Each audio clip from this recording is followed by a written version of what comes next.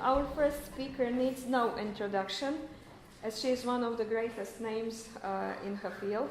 But in case you are not up to date with her latest achievements, here are some highlights. Professor Ewa Dąbrowska is a professor of linguistics at the University of Birmingham and a co-director of Research Center on Language, Mind and Communication. She teaches courses on language acquisition, psycholinguistics, research methods, syntax and semantics. Prior to this, she worked at the universities of Gdańsk, Glasgow, Sussex, Sheffield and Northumbria. Her primary research interests include formulaic language, the nature of linguistic generalizations, and individual differences in linguistic knowledge. She has published 5 books, and so many articles in referred journals and book chapters that it is difficult to even count them. She is the president of the United Kingdom Cognitive Linguistics Association. From 2006 to 2013, she was the editor-in-chief of Cognitive Linguistics, one of the most influential journals in the field. She is also a member of the editorial board of many important journals such as Cognitive Linguistics, Trends in Language Acquisition Research, Cognitive Semantics, International Journal of Cognitive Linguistics, Cognitive Linguistic Studies, Language and Cognitive Science. In November 2017, she received Humboldt Professorship. Allow us to offer our warm congratulations on this huge achievement.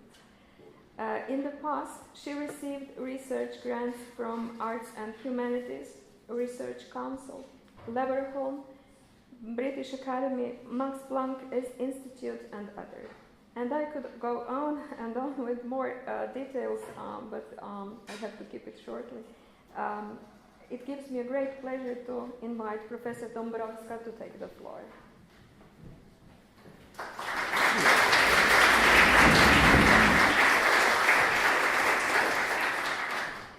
Thank you, Mihaela. After an introduction like that, what can you say? Whatever I say is going to be a disappointment. Thank you very much for, I'll do my best. Thank you very much for inviting me to the conference. This is my second time in Croatia, first time in Rijeka, and I love it. It's a great place. And it's also, it looks, just looking at the program, it looks like it's going to be a very interesting conference. Now, I'd like to talk about language learning as cooperative interaction between implicit and explicit processes. It's quite a theoretical talk, but it's something that I've been thinking about for quite a long time and something that I'm planning to do more empirical research on over the next 5 years as part of the Humboldt Award. Okay, so let's start with the established wisdom in language acquisition research. Most people believe that there's a fundamental difference between how children learn their first language and how adults learn a second language. In that first language acquisition, particularly when it comes to grammar, is almost entirely implicit, whereas second language learning, some people use different terms of acquisition and learning to distinguish between these processes. Second language learning is largely explicit. And this is because adults are not as good as children at implicit learning, and therefore they have to rely on explicit processes to compensate for this difference. I'll explain what I mean by the term implicit and explicit in a moment, but for now, if you're not familiar with the term, implicit can be paraphrased as conscious and volitional, explicit can be paraphrased as conscious and volitional, implicit as unconscious and automatic. Now, let me start by saying that the fundamental difference is, at least to some extent, in the eye of the beholder. And this is because first and second language researchers tend to look at different things. Focus on different aspects of acquisition. So first language research tends to focus on the early stages of development. And first language acquisition first language acquisition researchers typically make the distinction between acquisition and mastery. So acquisition is when the child first grasps a linguistic regularity. So and a criterion for acquisition in production would be overgeneralization errors, or the ability to use a novel word in a new construction. So if a child says goad instead of went, that shows that they have learned how to form the regular past tense in English. And a comprehension experiment above child's performance is regarded as evidence that children have noticed something. And then for mastery, criteria differ, but the most widely used criterion was introduced by Brown in 1973, and this is 90% correct usage of obligatory context. So sticking with the past tense example, if a child uses the past tense inflection in 90% of the context when they talk about the past, they are deemed to have mastered the rule. Okay? And the remaining 10% is just performance, it's noise, it's an error. It's not really interesting theoretically. In second language acquisition, the focus tends to be on incomplete acquisition, so on showing how second language learners differ from native speakers in the ways in which they're deficient. And the criterion of acquisition is native-like performance, which was something like a past tense or agreement would be virtually exceeding. And then inconsistent performance is regarded as evidence that the learner is implying unexplicit knowledge, a rule explicitly learned during instruction, as opposed to normal implicit processing, and therefore they haven't really learned it. So in other words, if a child supplies an inflection in obligatory context 90% of the time, that's regarded as evidence that they have mastered it. If an adult does the same thing, that's regarded as evidence that they haven't mastered it. So in other words, child and adult second language researchers frequently look at something that is actually the same thing, but see something different. And this is partly because they focus on different things, partly because they have different theoretical expectations and sometimes hopes, as illustrated by this cartoon. Okay, so what I'd like to do in this talk is two things. First, I'll start by looking at some problems with the fundamental difference view, and then I'll present a unified account of first and second language learning in a usage-based framework. So, nothing ambitious. Okay, but before I started, I told you at the beginning that I'll begin by explaining exactly what I mean with these terms, implicit and explicit, because they're used quite a lot in different ways, and actually it's a bit of a terminological minefield. I don't want to go into terminological distinctions, but basically, implicit learning, and actually some people, you might have come across Kaufman's work on System 1 and System 2. To avoid using the terms implicit and explicit, he calls them System 1 and System 2. So System 1 is a processing system which is fast, effortless, automatic. It operates in parallel, it's high capacity, it's evolutionarily old, and it's shared with animals. Whereas System 2, in contrast, is slow, effortful, processing is controlled, it's sequential, the system is low capacity, it's evolutionarily new, and distinctively human. Not uniquely human, but distinctively human.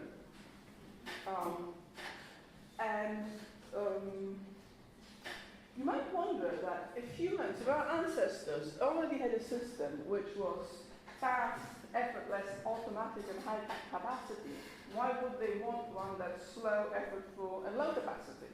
And that's a very good question. And the answer is that System 1 is quite rigid. So it's very good for handling routine situations. It's not very good for handling novel situations, which is where System 2 comes in. And also, learning in System 1 is quite slow. For language, the most relevant System 1 process for learning is statistical learning, which by definition requires a lot of exposure, a lot of trials. Whereas learning in the explicit system is very fast. Sometimes, not always, but there are instances of people learning, say, a new word on a single trial, after a single trial. Okay? Right. Now, where does language learning and processing fit into all this? Well, I'd like to suggest that language is features of both systems. So language processing, at least in competent speakers, is fast, effortless, automatic, parallel, and high capacity. We also know that statistical learning is involved, but it's also evolutionarily new, it's distinctively human, it's very flexible. We are able to talk about things, produce sentences we've never heard before, and it also involves a mixture of statistical learning and explicit learning or fast learning. So already here you can see that where I'm going. Right. Now, it is now well established that most of our mental processing is unconscious. Most of what our cognitive processing is unconscious. So as I'm standing here talking to you, I'm focusing on the message. I'm not focusing on the grammar of the lexical choices and grammatical decisions to make this speech. I'm not focusing on how to move individual muscles as I pace up and down. All that happens automatically. When I want to advance to the next slide, I don't have to think about programming the movement of my thumb to press the right button. Barcelona, in his 1917 paper, calls the System 1, this unconscious processing system, as the 1,000-pound gorilla, because so much of mental processing is unconscious. And he asks, isn't it amazing that we all have this 1,000-pound gorilla sitting inside our heads? How did it get there? And how are we able to control it? So that's an issue I'll come back to at the very end of the talk. Okay, now let's move on with that was the introduction. Let's move on to the talk proper. And the first part will be looking at the fundamental difference hypothesis. Is there a fundamental difference between child and adult language acquisition? I think there are two main problems with the fundamental difference hypothesis. So first of all, it's predicated on the premise that adults have to compensate for their deficit in implicit learning by using explicit mechanisms. But it's not at all clear that adults are actually worse than children at implicit learning, as I'll explain in a moment. And secondly, I'll argue that children also rely, to some extent at least, on explicit learning. So explicit learning also plays a significant role in first language acquisition. So let's start with the first point, that are adults really worse at implicit learning than children? There's a vast amount of literature on implicit learning, and the most frequently used paradigm for studying implicit learning is the so-called serial reaction time task. In case you're not familiar with the task, basically what you do is you sit in front of a computer, and typically there are 4 locations on the screen and 4 buttons under the computer, and one of the locations lights up, and you have to hit the button corresponding to the location. So if the second location lights up, you hit the second button. And then when the 4th location lights up, you hit the 4th button, and so on. Now, unbeknownst to the person being tested, there's actually a repeating sequence in locations. So it might be 2, 4, 2, 3, 1, 4. It's going to be longer than that. So people sit there pressing those buttons, and gradually they get better and better. They become faster and faster. But then the sequence changes, and they slow down, which shows that they have learned something. But interestingly, they are not aware that they have learned this sequence, or even that there was a repeating sequence. So that's why the learning is implicit. Okay? And there is evidence of age-related decline in performance on this task. which second language researchers are very excited about. The problem is that the age-related, the studies that demonstrated age-related decline compared young adults and elderly adults. So they compared 20-year-olds and 70-year-olds and showed that 20-year-olds were better. And the fact that there's a difference between 20-year-olds and 70-year-olds has absolutely nothing, doesn't speak to the issue about whether children are better at implicit learning than adults, or whether there is a critical period for implicit learning. There is also work on implicit learning in children, but the problem is that the people who do learning in children and the people who do learning in adults go to different conferences, publish in different journals, and don't talk to each other. So there are very few studies which actually look at implicit learning across the entire lifetime. There are a few, and most of those studies found that actually older children are better than younger children, and young adults are better than older children. So there is an increase. So in other words, what happens is there's an increase early in development, and then a very gradual tapering off after 20 or 30. There is one study, Janacek and colleagues, which found that children under 12 performed better than adults. However, I don't want to get into the details. Basically, you see the difference when you compare reaction times on high and low probability sequences, but not when you look at accuracy and not when you look at Z-transformed reaction time measures, which most people believe is what you should be looking at. They argue that you shouldn't. I don't have a view one way or the other. I don't know. The point is that it's just one study, and whether you get the result depends on which measure you use. So the evidence is underwhelming, to say the least. Okay? So that was the first point. It's not clear that children are better at implicit learning than adults are. It's clear that adults are better at explicit learning. There's no question about that. But it seems that for implicit learning there isn't much of a difference. The second point that I'd like to make in relation to the fundamental difference hypothesis is that children also rely on explicit learning during acquisition. But before I do that, I'd like to talk very briefly about implicit learning in children, because just to avoid a misunderstanding. I've given an earlier version of this talk at another conference, and somebody jumped at me and saying, but there's so much literature showing that implicit learning is relevant for language learning. Yes, but saying that one doesn't rule out the other. I'm arguing that it's both. Okay? So there's a vast amount of literature showing that infants can track transitional probabilities and frequency distributions. There's also work showing correlations between implicit sequence learning and various aspects of language development. There is some evidence supporting this.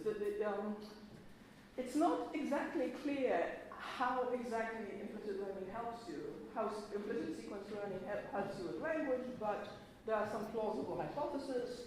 For instance, Randberg and Safran have suggested that tracking transitional probabilities will help learners discover recurring chunks. In other words, identify words and phrases, and sensitivity to frequency distributions are helpful in acquiring categories. So, that definitely happens. I'm not denying this. What I am claiming is that over and above that, there's also explicit learning. And this is because, to put it very simply, being able to recognize or even reproduce probable sequences doesn't amount to knowing a language. There is more to knowing a language than that. And this can be demonstrated very nicely when you look at now largely forgotten work from the 1960s about, do come down and sit, there's plenty of seats here. So this is where you take, let's let's say you take 3 words of text and then work out what's the most probable word, the 4th word, given the preceding 3 words.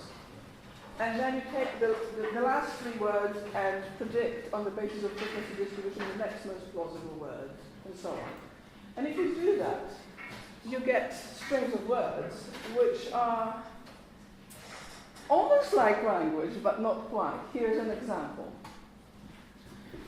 The boy went to eat fish on plates, is only washed up on Sunday evening. People sing so loudly in his examination for his certificate papers are obtained by adding lots of baking powder until consistency is right through the middle or often might go out.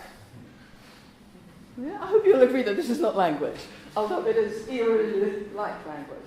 Okay, so let's look at explicit processing, and first of all, I'd like to demonstrate that we'll sort of address the widespread issue, that widespread claim that children are unable to pay explicit attention to form in particular. So first, let me give you a few examples of explicit attention to form in young children. My first example is a child called Christine. She is 4 years old, and she is in a car with Stephen, and at one point she says, "Stephen, I'm Have." And Stephen says, "What? You hate? What do you hate?"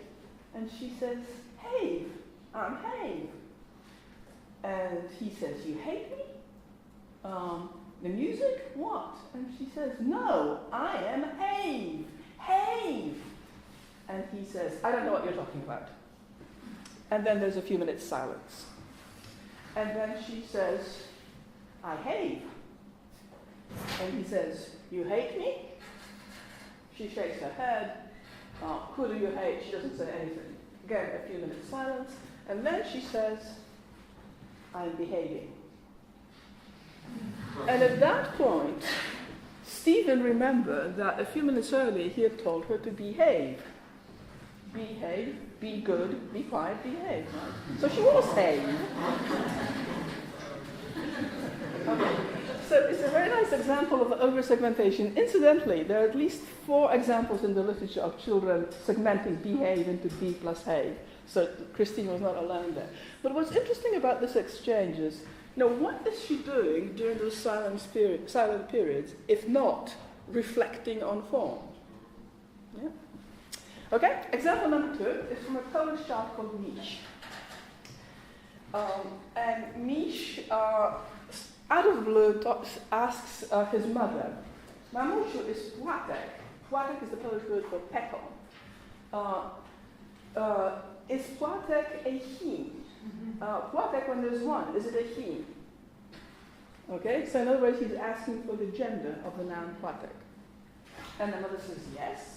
And then he says, and when there's 2 of them, and then she says, then it's płatki. And then he says something very interesting, and when there's 100, she says, then it's płatku.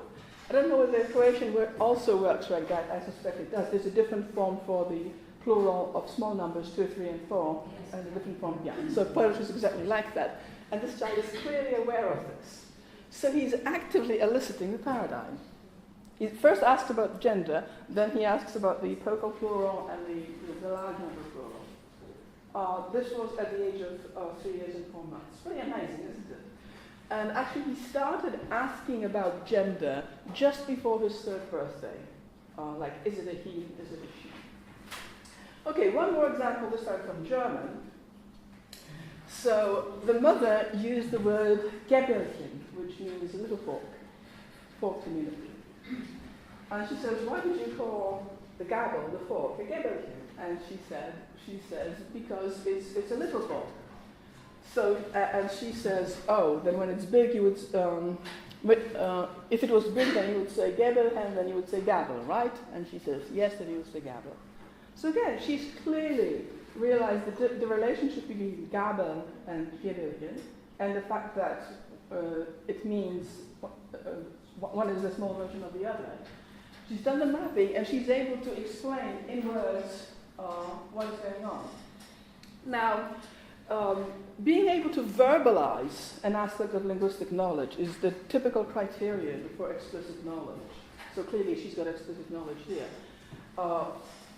in adults, children usually cannot verbalize knowledge simply because they haven't got the metalinguistic skill, the metalinguistic vocabulary to talk about language. So we don't often get conversations like this, but this doesn't mean that they're not aware of what's going on. Now, all this is obviously anecdotal evidence, and yes, the evidence is anecdotal, but there is a lot of it. And there is a nice volume, which I can't remember the title of, but a collection of papers published in 1978, Awareness of Language in Children or something like that, or Language Awareness in Children, which looks at this issue.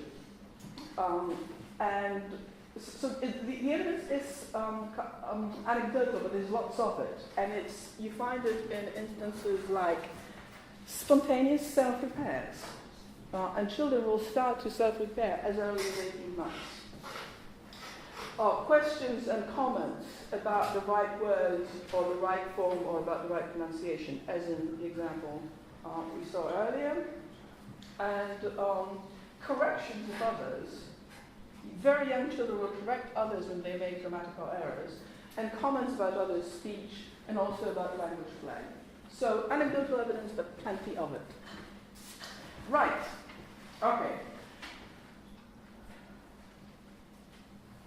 So children can, in principle, reflect about language, apply explicit processes to language. The question is, do they? Is this something that just occasionally happens in some children, or is this a more widespread phenomenon? So I'd like to think about the reasons why we might think that explicit processes are relevant for second language learning. And there are several reasons. First of all, both explicit learning and language are characteristic of human. Now, maybe that's not a very strong argument, but nevertheless, it's quite suggestive. It's something that you might want to keep in the back of your head. Secondly, according to usage-based approaches, both words and constructions are represented in the same format, form meaning pairings, so you would expect similar mental processes to be involved. This might not be a very strong argument if you're not a usage-based linguist, but if you are a usage-based linguist, then hopefully you'll find it more convincing. A third reason is that the main mechanism hypothesized to underlie the implicit mechanism involved in language acquisition, well, it could be parameter setting if you are a genitivist, but if you're not a genitivist, the only other mechanism left to you is statistical learning. And sometimes generalization occurs after minimal exposure, and there simply isn't enough. Statistical learning is too slow to explain it. Let me give you an example. And the example is the word threak. Does anyone know what a threak is? This is a threak. Yeah? This is a fork, and that's a threak. Now, in order to produce a form like threak, and this was produced by a child who was about 3.5, they have to do an analogical mapping. So this thing is to this thing as fork is to threak. And clearly, there's only one word in English that could serve as the basis of that analogy, and that's fork. So it's an example of analogical generalization on the basis of a single example. Okay? So sometimes generalization occurs after minimal exposure and statistical learning is too slow to explain it.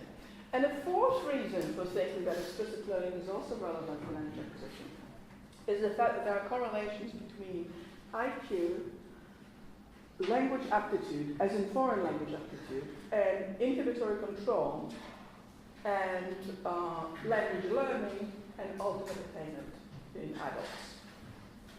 So there is not a vast amount of literature, but there is some. I've given you a few references, and I'll talk a little bit about one aspect of this. I don't have time to discuss all of it, but I'll talk about correlations between language aptitude, as in foreign language aptitude, and first language acquisition. Okay, so I don't know if you're familiar with language aptitude tests. Here is an item from the language analysis subtest of the Pimsleur language aptitude battery. In this test, you're given some words and phrases in a language you don't know, and you have to work out how to produce a novel sentence. So given that Jiban means boy, Jojo means dog, and Jiban Jojo da means a boy likes a dog, how would you say a dog likes a boy? Jojo, Jiban, da. Very good. Okay, in a room full of linguists, that's not very surprising that you can do it. But no, it's not a trivial task, right? You have to think for a moment, and then in this language has got SOV word order, it's got case marking, and the case marking is by prepositions rather than by prefixes rather than suffixes, which is what speakers of European languages are more familiar with. So it's quite an effortful task. It's quite metalinguistic. Yeah? Does everyone agree that it's a... Yeah, okay.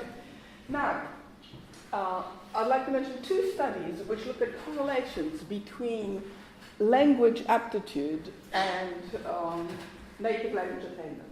So the first is a monograph published in 1988 by Peter Skihan, which seems to be completely forgotten.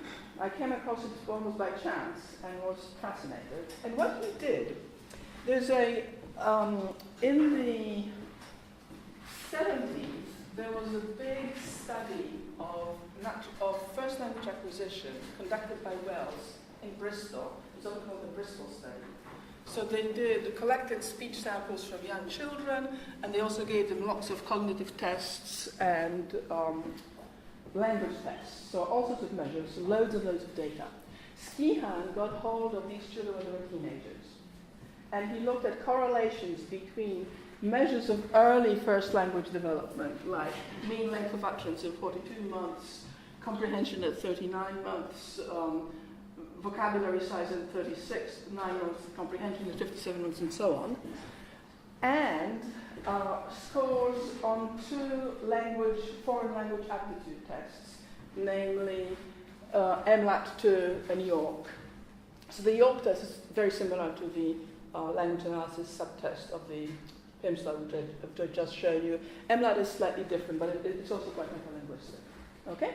And as you can see, there are quite a lot of reasonably strong correlations, some with coefficients as high as 0.5, which I find quite striking, given that this data was collected 12 or 13 years later.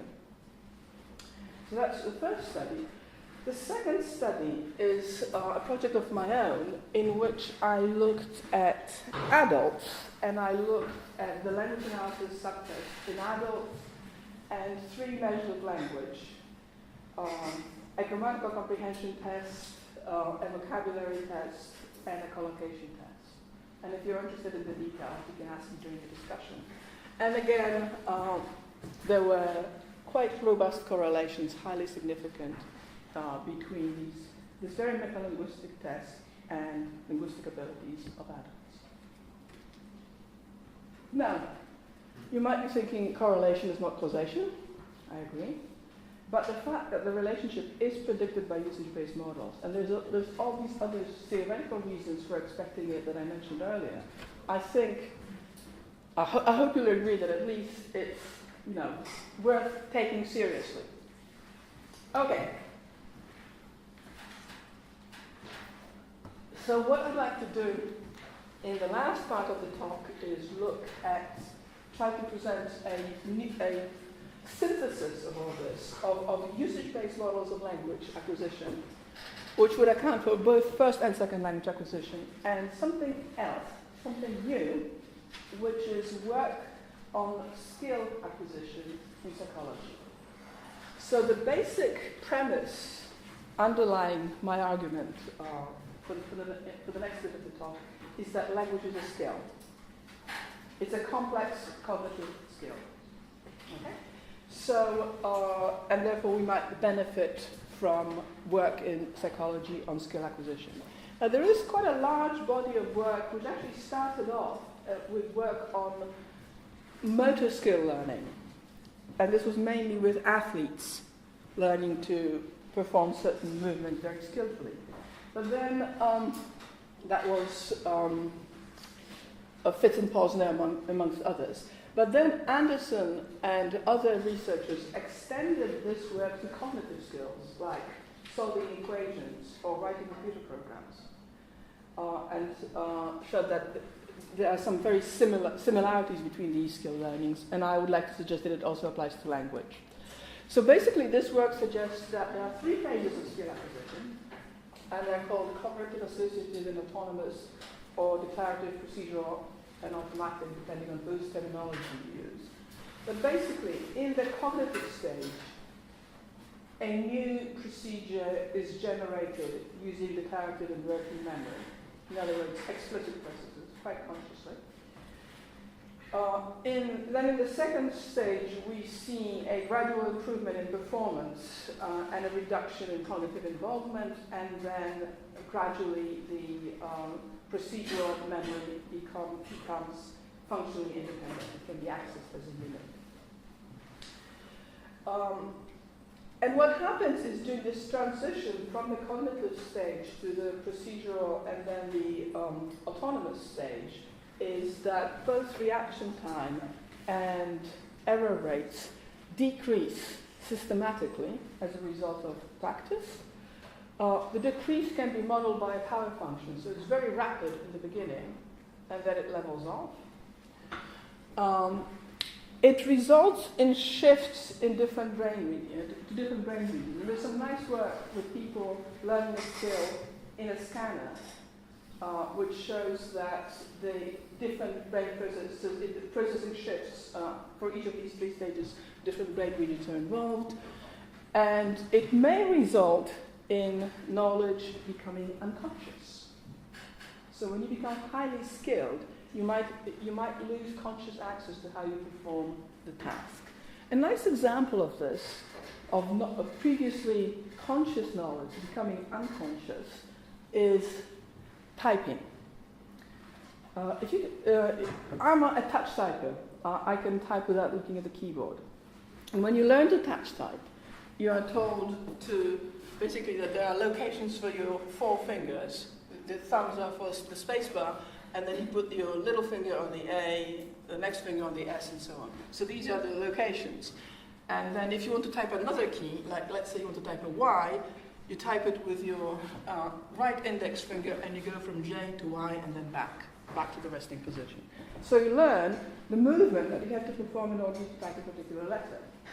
And you learn this very explicitly.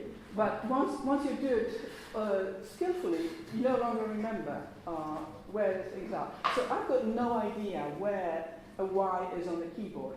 I can try to imagine typing a Y, and then I might be able to tell you where it is, but my fingers just do it by themselves. Okay? So it's a nice example of a knowledge becoming unconscious. Driving is another example. I can give you a few examples from driving, but let's move on to that. So, proceduralization and automatization involve this transformation of knowledge into a rather different animal. Okay? A metamorphosis, if you like. So, let's now apply these ideas specifically to language learning and specifically to grammar.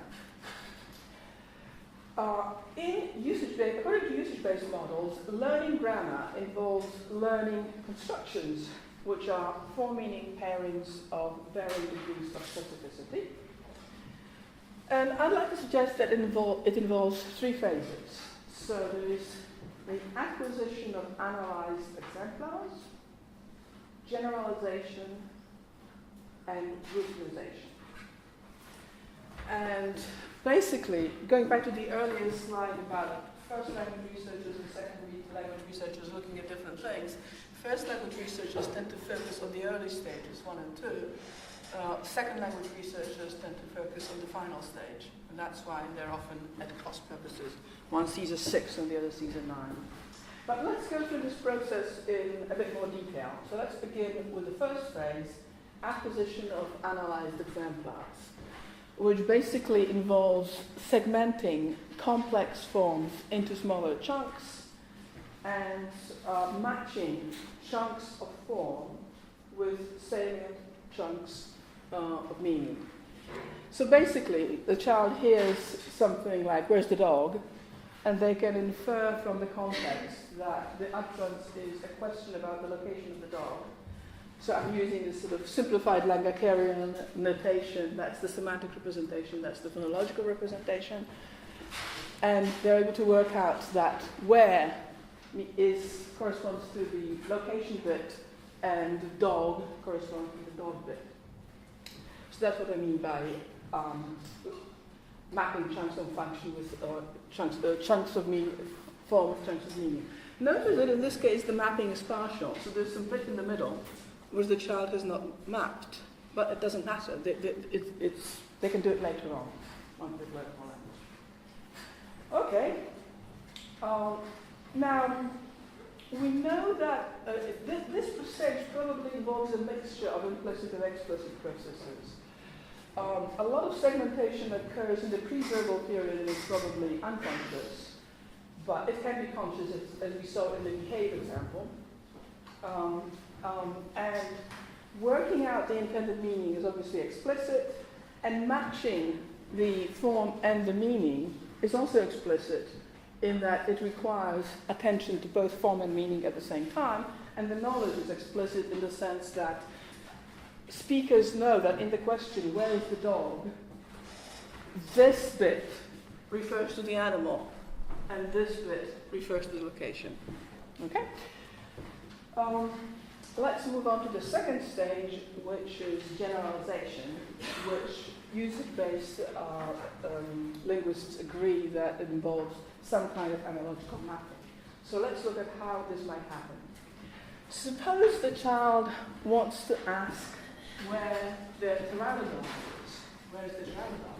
You might think that children don't talk about pteranodons, but this is actually an utterance produced by a child that I studied. You know, in the post-Jurassic Park world, children play with dinosaurs and pteranodons and stuff. Okay, so they want to say, "Where's the pteranodon?" But they've never heard this utterance before. They've never produced it. They don't have a ready-made chunk that they could just simply retrieve from memory. However, they do have the "Where's the dog?" unit, and they also know that this thing is called a pteranodon.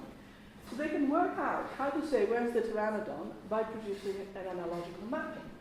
So basically working out that these two semantic parts of these units are partly similar in that they are both about location, partly different. One has a dog, the other has a pteranodon, but a dog is a kind of, a dog and a pteranodon are both animals or things. And you can do the same thing at the other end and infer that the question is going to be, "Where's the pteranodon?" Okay? So that's what analogies involves. Now, a few words about analogy. Analogy is a characteristically human mode of reasoning, although it's not unique to humans. And we also know that analogical abilities appear very early in development. They are present even in infants. Gentner, who has done loads of work on analogy, argues that it involves 4 processes, which he calls retrieval, mapping, abstraction, and re-representation. I'm not going to go through the whole slide, but basically mapping is the crucial aspect, aligning 2 situations, as we just did, and projecting inferences from the base to the target, as we just did. This sounds, aligning 2 situations and projecting inferences, that sounds pretty explicit to me.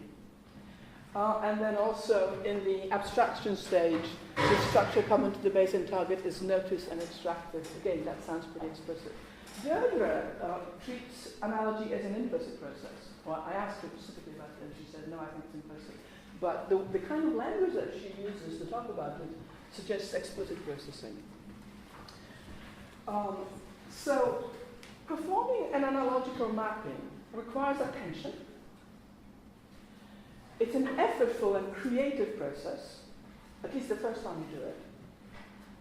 It does not require high frequency, as we saw with the 3 example. And it's not automatic in the sense that if you've got two situations which are analogous, which could be aligned, and so therefore you could use knowledge about situation A to know how to behave in situation B, that doesn't mean that you'll necessarily perform the analogy. There's a nice experiment by Lowenstein and colleagues where they showed that unless you specifically, they did a study with university students, and unless the students were specifically told to compare the two situations, they were explicitly told to compare the situations, many of them didn't actually realize that there was an analogy there. And Christie and Gento did a very similar study with children. So it's not automatic. Okay, so much for analogy. Now I'd like to move on to the final stage, which is routinization or entrenchment, using language terminology, which basically involves optimizing the retrieval and integration of units for fluent processing. Now, retrieving an appropriate analogical base, aligning the base and target, and projecting inferences requires quite a lot of effort the first time you do it. Each subsequent analogical mapping is facilitated by previous experience. So it's easier to do it the second time, still easier to do it the third time, and so on. And gradually, the procedure for performing the analogy becomes routinized and optimized, and frequency is crucial to the process. Okay? Before I move on, let me tell the same story in pictures. So we've got our child who wants to say, where is this granodon? They retrieve a familiar unit, they perform a mapping, and I'm doing it one step at a time, and also using thin dotted lines to illustrate the fact that it's an effortful process. Okay? The second time, when they want to ask, say, where is the cat? It's a little bit easier. The third time, it's still easier, and so on. Now, after a while, as you become skilled in performing the analogy, a schema emerges, and you might not even need to access the original motivating reference. So that kind of disappears, and you're left with an entrenched schema. Okay? So that's the story in pictures. Now, this stage, routinization, is largely invisible. And that's why I think very few child language researchers even comment about it. It's because if a child one day produces a new word, or a new grammatical construction, or uses the past tense for the first time, it's obvious. There's something new appearing in the speech. What gives you routinization is speech in performance, an increase in performance reliability, an increase in speed processing, and more adult-like brain activity. And these are not things that are visible to the naked eye. They're not as obvious as the earlier stages. And that's why they've gone largely, not entirely, but largely unnoticed. So let's look at increase in performance reliability. It's huge. Yet we know that young children's linguistic performance is notoriously unreliable, particularly in experimental conditions. So children might do very well on one task, testing a particular ability, but not so well on another, or they might do well on one item and not on another, and so on. Let me give you example, something we talked about earlier, the past tense inflection. The past tense inflection, the ED in English, usually emerges about 2 years, 4 months, about that age. Sometimes a bit earlier, sometimes a bit later. And it's used productively, as evidenced by overgeneralization errors and the ability to inflect nonce words in experimental settings a few months later. But that doesn't mean, so children are able to do it in principle, that doesn't mean they do it reliably. And in fact, the children don't start providing don't provide the regular endings completely reliable like adults. They're adult-like until they're about 5. So we are talking about 2.5 years before this construction is fully mastered. And that's pretty amazing if you think about the frequency of the past tense. It's something that the child hears many times every hour. So they are getting thousands and thousands and thousands of exemplars, and they need that before performance becomes completely reliable. And obviously, you don't notice it, because the improvement is very, very gradual. It doesn't look like anything is changing. Sorry, I didn't explain my slide. It's the quiet surface and lots of changes underneath. Yeah, that was the metaphor. So, increase in performance reliability. There's also an increase in speed of processing. There's some very nice work by Anne Fernald and her team showing that children differ quite a lot in how quickly they recognize familiar words. And interestingly, speed of word recognition at 25 months predicts expressive language at 8 months. And there's a reasonably strong effect size. And in fact, it's very well known that there's a strong correlation in acquisition between vocabulary size and grammatical knowledge, and the correlation between speed of word recognition. So this is words that you know. You've already established that you know them. We're just looking at how quickly you recognize them. They account for about the same amount of variance in productive language at age 8. Okay? And again, this is something, speed of acquisition, speed of word recognition you can only measure in a laboratory, because this is we're talking about differences of milliseconds. You can't do it without special equipment. Also, speed of production increases between the ages of 4 and adulthood. Speech rate, average speech rates doubles. Okay, so it's from 2 syllables per second in 4-year-olds to 4 syllables per second in adults. And at the same time, children are also producing longer and more complex phrases. And again, it's something that happens very slowly, but it's nevertheless quite real. And finally, there is also, it takes quite a long time for adult-like brain activity to emerge in children. Work by a number of labs actually have shown that children under 7 do not show the normal brain response, early left anterior negativity to syntactic violations, like adults do. Instead, they show instead of an early negativity, they show a later positivity. Interestingly, this is also what second language learners do. And this has been one of the arguments for the fundamental difference, that different brain processes and also different brain regions are involved in adults and in children. And therefore, in first language learners, in monolingual, in L1 speaker, adult L1 speakers and adult L2 speakers, therefore it's a different process. But, children are native speakers too. So, in other words, second language learners, adult second language learners are, in terms of brain activity, more like children than like adult speakers, which is not very surprising given the fact that they're less proficient. And this also depends on constructions. For less frequent constructions like passives, Hannah and colleagues have shown that you don't get an adult-like brain activities until age 13. So we're talking about a lot of exposure. Right, how am I doing for time? Yeah, okay, so I'm getting there.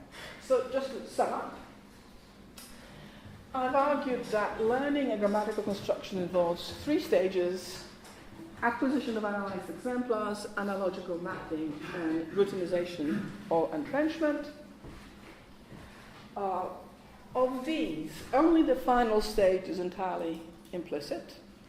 The first 2 involve a mixture of explicit and implicit processes. So, language learning involves cooperation between implicit and explicit processing. So it's like yin and yang, if you like. And this, among other things, makes sense of the observed relationships between declarative memory, language aptitude, IQ, and executive functions on the one hand, and language development on the other. So in other words, what happens in acquisition is that infant statistical learning prepares the ground. Then real language acquisition, if you like, kicks off with explicit learning, but most of the heavy lifting, to use Michael Tomasello's terminology, is done by processes involved in proceduralization. But explicit learning is needed to build the routine. So first you assemble the routine, and then it becomes proceduralized, and that's implicit. So coming back to the 1,000-pound gorilla, the fact that most of our cognition, including linguistic cognition, is unconscious. Yes, eventually, in skilled performance, but it was, how did it get there? It got there through explicit processing. And this fits in very nicely with some work by Bars on global workspace theory. And he has a wonderful quote, which I just kept. I have to give the quote, I like it so much. So he argues, paying attention, becoming conscious of some material, seems to be a sovereign remedy for learning anything, applicable to many different kinds of information. It is the universal solvent of the human mind.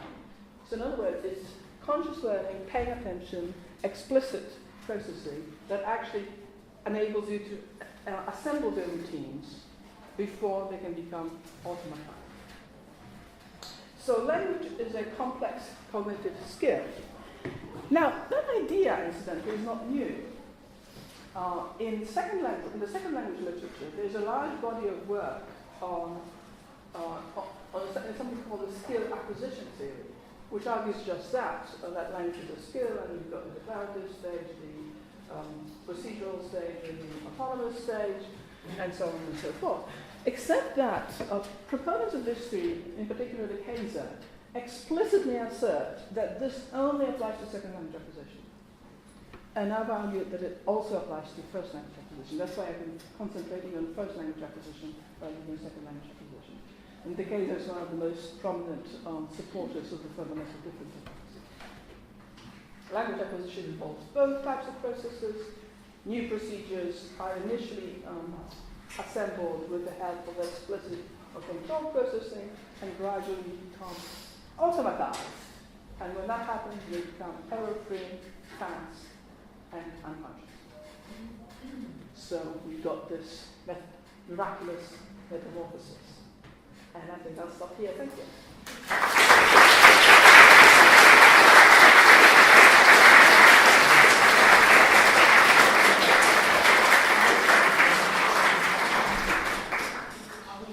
Professor Dąbrowska for this great presentation, and now I open the floor for your questions. I do have. Thank you very much. This is radical to me.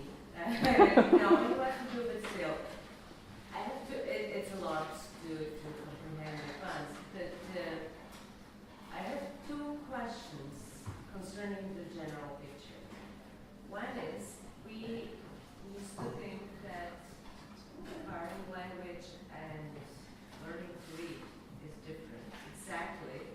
And what you say now should be the same, because learning to read was viewed as a skill different from language acquisition. And I entirely am with you when you say that it's both implicit and explicit. But the question is, so how would you connect learning to read and acquiring language now in this theory? And another thing that I have real question about is when you spoke about analogy, that's very complex. I remember from non-language research and something else that has to do with teenagers, when psychologists told us that we might think as adults that children at that age, let's say 13, 14, 15, very, very teenage age, are not able to see analogy, even if explained in real life, if it tackles that. So if it has to do with that, if you say, your friend, blah, blah, and then this is the same, this is analogical, they don't see that. At the age of 13, 14, 15. So my question is, in your view, the assumption would be that they would be not explicitly taught to do so very early and systematically, not just once. They must be able to do that systematically. So is there any research out of language that would show that this is really possible in a systematic way? So, okay, well, there's lots of work on analogy in children and also on analogy in infants. And there is no question. So, okay, it is some analogies are easier than others. Didn't hear some analogies. Some analogies are easier than others. Okay. So, in language in particular, but the same is true for non-linguistic analogies. They are facilitated when the forms that you are aligning are similar, superficially similar. When you are aligning similar objects versus dissimilar objects. So that most of the research where kids fail involves situations where they are physically dissimilar objects. So in the example we saw, I used earlier, where's the dog, where's the pteranodon, you've got a similar semantics and there's some similar overlap in form. So that's much easier than analogizing, or 3 and 4. And that's much easier than performing an analogy like Because you would say that real life analogies would be easier than linguistic ones, which are abstract to begin with, isn't it? well, I mean, that it depends on what you mean by abstract. In the form itself is concrete. It's got a physical reality. That's true. But anyway, so the young children. So there's a vast amount of work on analogy, including in children and in infants. So children definitely can do it. They also have problems with some analogies. Even adults have problems with some analogies, as demonstrated by the Levenstein study. And there's lots of work on analogy in adults saying that adults don't do it automatically, which I think shows that it is an explicit process. It is possible that there is also an implicit. This is what some people have argued, that infants do implicit analogy, but from 3 onwards you do explicit analogy. That's another theory. It's quite controversial. We don't know, but certainly by the time you hit 3, they can do explicit analogy on a fairly abstract level, not as abstract as teenagers or adults, but they can do it. Okay. So I've looked at quite a lot of the literature, but the problem is that the people they don't actually talk about the mental mechanisms involved in about whether it's implicit and explicit. So that's why I specifically asked Deirdre Gentner, and she said no, it's implicit. But then, as I said, when you look at the language that she uses to talk about it, it's very explicit. It sounds very explicit, and I think it's because the idea that the majority of processing, and particularly in children, is implicit because they can't do explicit processing, is just so entrenched in psychologists that they just won't accept it. So yes, it's very controversial, and I've given a version of this talk to psychologists as well. And the reaction was mixed. So some loved it and thought, wow, yes, this is it. This is radically new, but I love it. And the others said, no, this is all wrong. So it's at the moment fairly speculative, but I think there's a good theoretical case to be made, and I'm planning to do more empirical research. So it's not a very satisfactory answer, but anyway, it's not that clear cut in terms of analogy. The follow-up question would be how education and explicit education of analogy would help in getting to more complex linguistic. Possibly. Well, okay, so this brings us to literacy. Yes, I think, in fact, one of the things that inspired me to think about language learning in this way was looking at the literature on learning to read, where you've clearly got this transition from explicit to implicit. There's no question about that. And I think that more or less the same thing happens earlier on with spoken language. But also, once you've learned to read, it's easier to think explicitly about language, so it reinforces language. So reading, the written form becomes a sort of a processing crutch that you can use or training wheels that you can use to learn more complex grammar. So you've got these interesting sort of a ratchet effect type of things.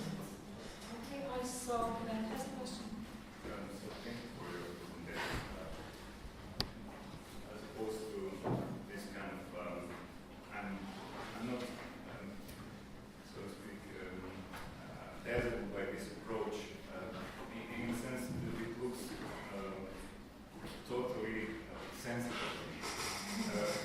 It looks very natural, and it's actually, I would say, the question is it part of this system science theory of language? Can you think that, because it has some kind of analogies to me when we speak with system approach to language, so system theory approach to language, because everything is a system, and there are systems with where one system and such, there's a hierarchy. So when you speak about the implicit learning, it seems to me like a bottom-up approach of biological interaction with the world.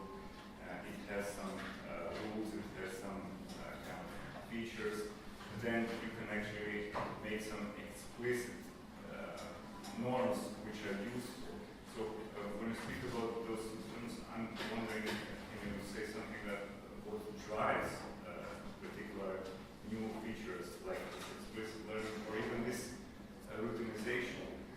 Is it the feature of individual that says, okay, this is nice to say, or do you need some other levels of structures of interaction, like interaction as a very important feature of language learning? So whether I speak in a nice way, or I'm humble or something that gets me kind of facilitated by my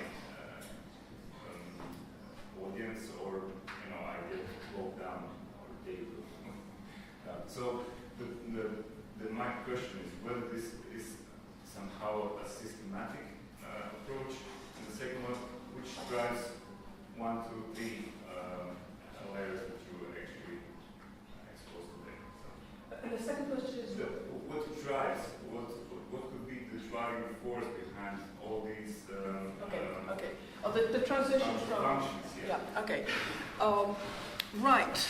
Well, with respect to the first part of the question, can you explain this in terms of systems theory? Yes. I mean, the systems theory is so general, almost anything you can think of it. But definitely, the brain is a system. It's a system of systems. A language is a system of systems, and you've got a variety of different systems interacting. So the short answer is yes. The long and interesting bit of the answer would be exactly how it works, which systems, how they operate.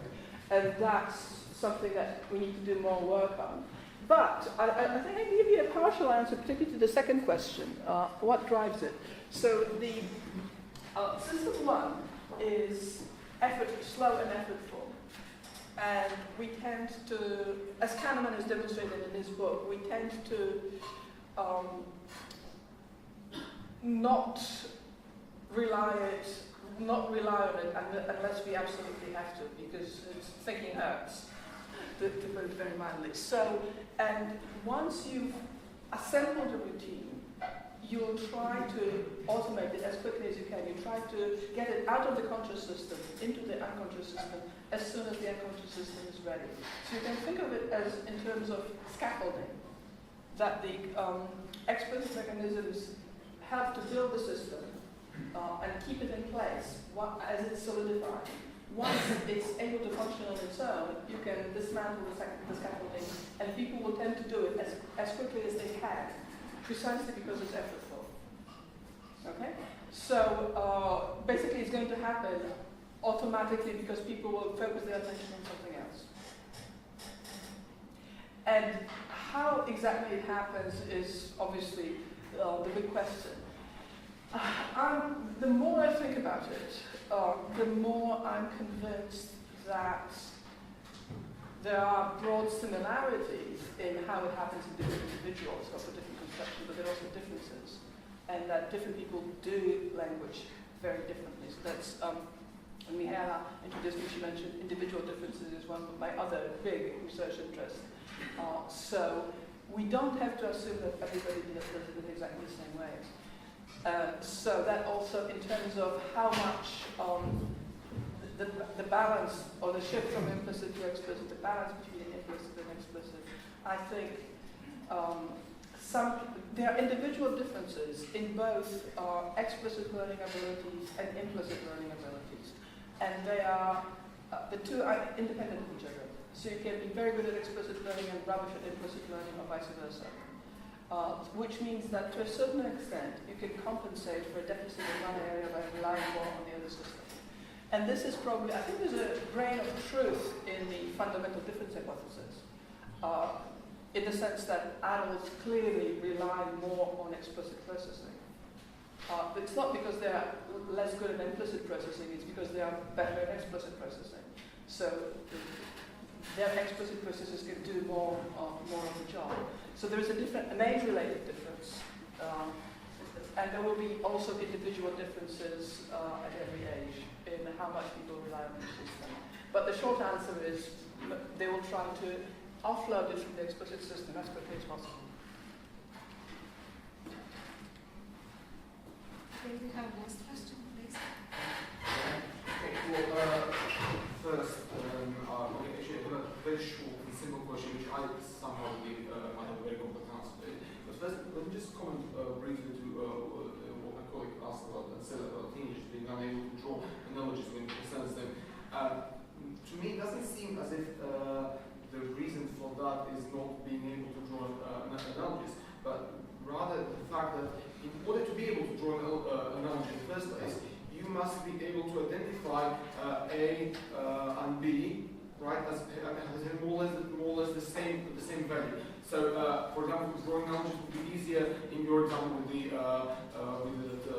dinosaur and the other animal, with another animal like that, or with the tree, which is a logistical object. Then it would be when if you had, I know, a seed, maybe water, or something like that, some more abstract as love, something like that. So, and the fact with teenagers is they refuse that there seems to be some sort of a different mental processing. They refuse to accept themselves as being on the same level as others.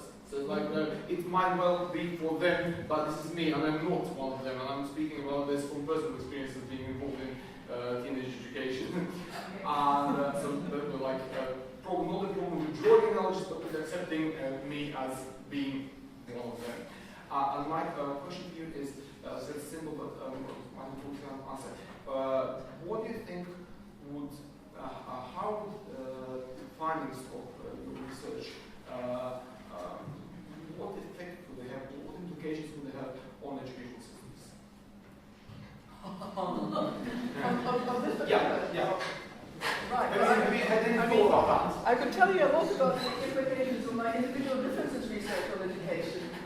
Those are quite obvious. Yeah, I haven't thought about it, to be honest.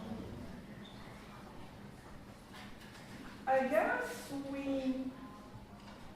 maybe teachers often forget that because in the proceduralization stage, progress is very slow and it's often invisible to the naked eye.